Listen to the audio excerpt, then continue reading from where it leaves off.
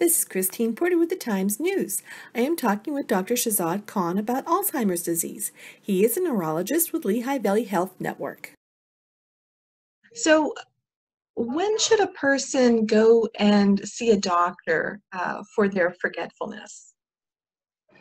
Yeah, I believe as soon as a person or their caregiver notice a change in the memory, they should seek an advice from their primary physician.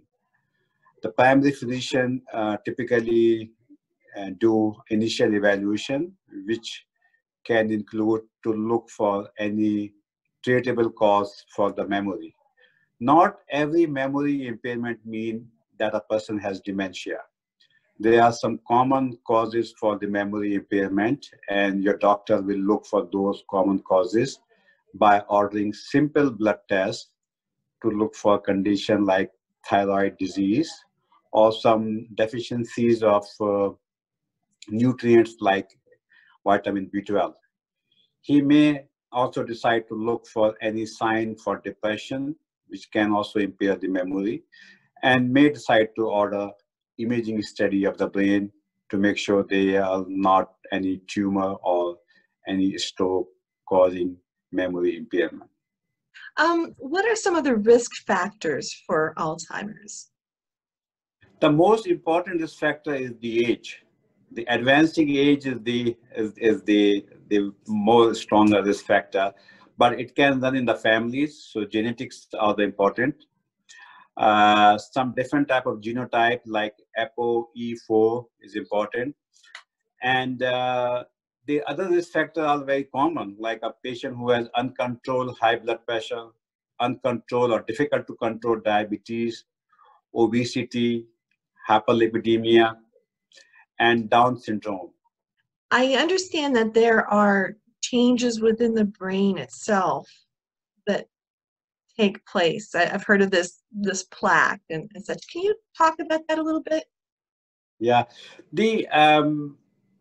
both the environmental and genetic risk factors play a significant role in changes in the brain, which can take decades to develop. And the brain, a different part of the brain or the specialized part of the brain can have a collection of the protein called amyloid beta proteins, and they can destroy the neuron or the brain cells, and they can also form some tangles or fibers which can cause destruction of the brain cell at different locations which are specialized for the memory.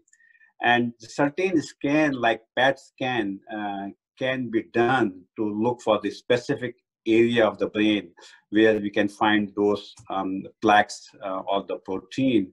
But again, these PET scans are only for research purposes. Typically, insurance are not allowing to pay for those testing until and unless if something is really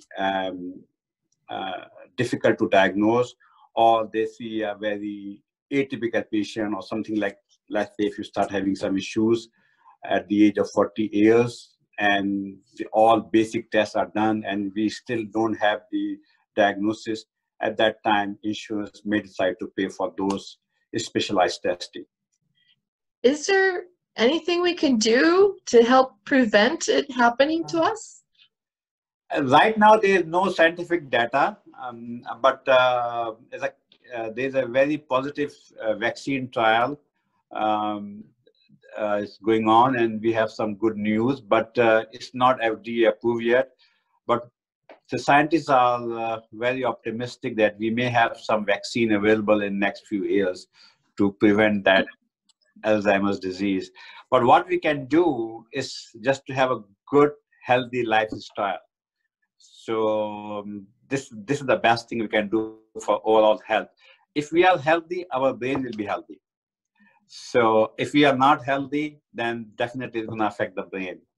So healthy lifestyle is always beneficial to your brain and your heart.